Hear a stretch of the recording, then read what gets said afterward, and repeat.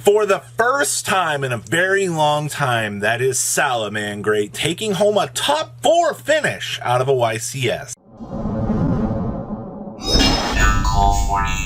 Don't beg the 30% of you that have not smashed the ever-living crap out of that subscribe button. Smash it so you guys don't miss out on more awesome content. Now, normally we would like to do a top 32 and a top 16 analyzation, but the only thing that we have out of YCS Lima is the top 8 that was shared. So the top 8 for this is actually 2 Sprite decks, and what's very interesting about that is we've talked about on this channel that Sprite needed a lot of time to kind of start to reconfigure here and figure out its variation. And now it looks like that the deck has gone boom, baby. And we're back out here at the forefront of the format, which I think is very, very interesting to see that Sprite has kind of gotten its act together here. Between all of the variations that the deck has going for it, you're finally starting to see players start to mess around with these ratios here, and you're starting to see this deck wake back up. Now, we also had a Salamangreat deck in the top cut as well, which I'm also very happy to see that Solid was like our rogue contender for this event.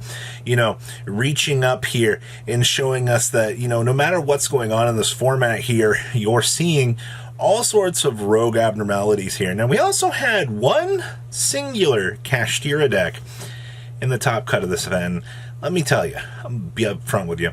While this deck does pull very large numbers, it still has a lot of problems and a lot of players can play around it, but it does not mean that the deck is bad. All right, it's still doing pretty good. We had one Flaunderies in the top cut as well, which I think a lot of people are going to look around, they're going to go, really? Yeah, Flounder managed to pull it together. We also had a Naturia Runic deck, which I'm not really surprised. Naturia Runic's kind of been the go-to variation of this deck for this format, so good showcase there. We also had Labyrinth showing off the Dark Dragoon package as well, which is kind of interesting to hear as well. And then the thing that caught me off guard here, it wasn't Salamangreat. It was actually Runic Plunder Patrol. Yes, Runic Plunder Patrol made it in to the top cut of this event. Now think about that for a second. I'd heard legends of this deck, but I'd never seen any like real list get off the ground for this. And no, I don't have the list for this as of filming this, so that'll be something that we'll have to wait and see if it gets a chance to come out later. So that's very interesting. Top 4 for this event was 2 Sprite, actually. Sprite climbed up over the apex here, and both Sprite players made it into top 4. And I actually quite find that very interesting here. Once again, you know, this deck needed time to kind of figure out what it wanted to do.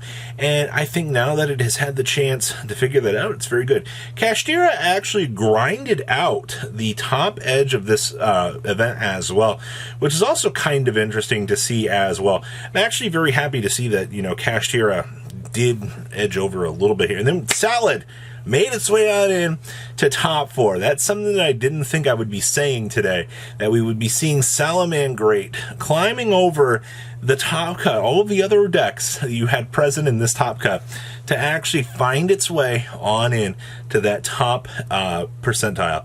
That's actually amazing to see. And your grand finals were actually 2 Sprite decks.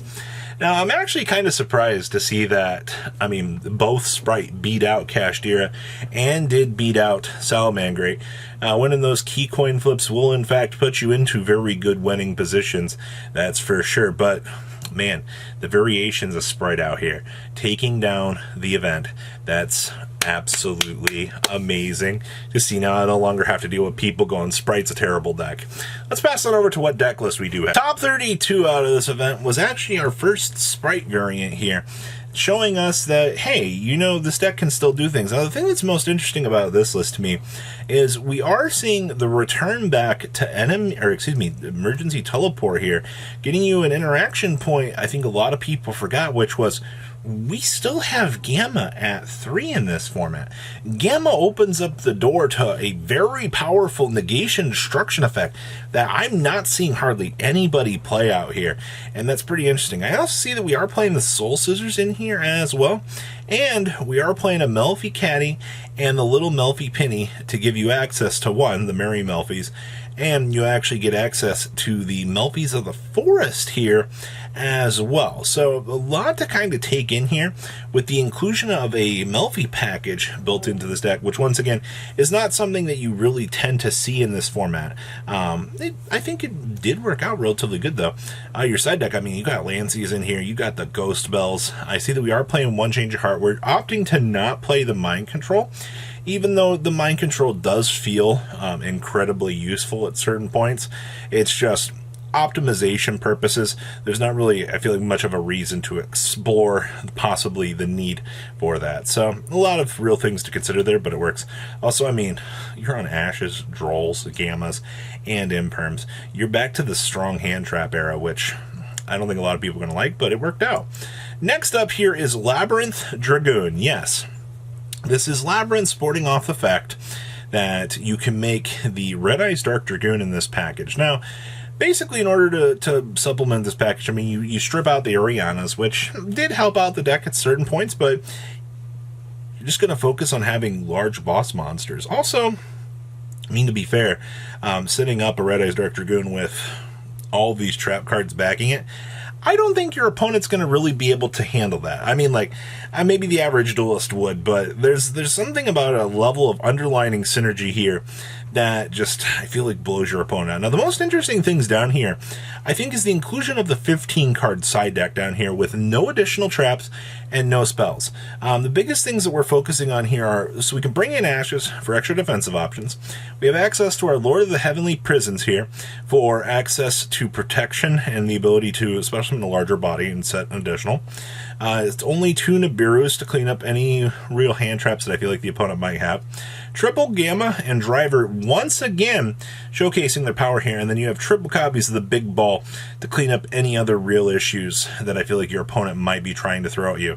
Everything that this list looks like it's trying to do feels very, very standard at the end of the day, so I like it. I will say that seeing the Dragoon tech in here is very, very nice. Next up is the power of Salamangreat. Isn't that great to hear? Now, the most interesting things that you're going to see about this is, yes, we are playing the microcoder package in here as well. I do not know how long it has been since we have seen Duelist try the microcoder package in here just to get access to adding a Signet spell or trap card. Honestly, getting access to Conflict or mining here, both of these are huge. Also, for those of you that don't know here, Signet Conflict, when a spell or trap card or monster effect is activated and you control a code talker, negate that activation if you do, banish that card. And if you do, your opponent can activate cards or effects of cards with that same original name as that were banished until the end of the turn. And of course, you can only activate 1 Signet Conflict per turn, but you have a counter trap card here that gives you a denial option on the opponent, and that is incredibly strong here. The other big things on this list, we are playing the Flame Buffalo instead of trying to do like Lady Debug shenanigans.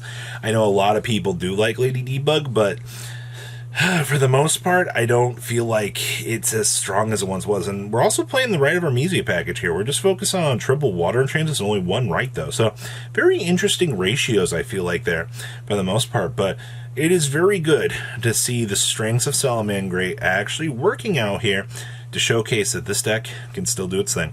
In our second place Salamangreat deck, yes, I've already heard comments, 50 cards? This is absurd. I don't think so. I mean, it worked out. I mean, you can see that we are focusing on the Water and Changes package with the rights, and we are focusing on the Totally Awesome. I've already read the Sprite group talking about how they're like, I can't believe they actually got away playing Totally Awesome, and it's like, the whole Frog package actually worked out. I mean, you can't take anything away that this duelist just got second place in an event, sporting off, once again, 50 cards for this deck. It worked out. So we have to acknowledge that to some degree. Whether or not we like it, that's one big thing. It was successful. And of course, double cap shell for the draws, which is kind of nice. And I mean, you're hand trapped out of your mind here. 3 Ash, 3 Veiler, 3 Space Rock, 3 copies of Infinite Permanence. And then you have defensive options here like you normally would with the books. And then, of course, time here, clean up for spells and traps. You have pretty much all of your bases covered for this deck. It might be 10 additional extra cards, but you have that synergy with these engines, which is very, very nice. So I'll take it at the end of the day. So what do you guys think about these deck list out of the event? Please leave a comment down below, tell me what you guys think, and I will see your beautiful faces back here later in the day, guys. Peace. Patrons, thank you.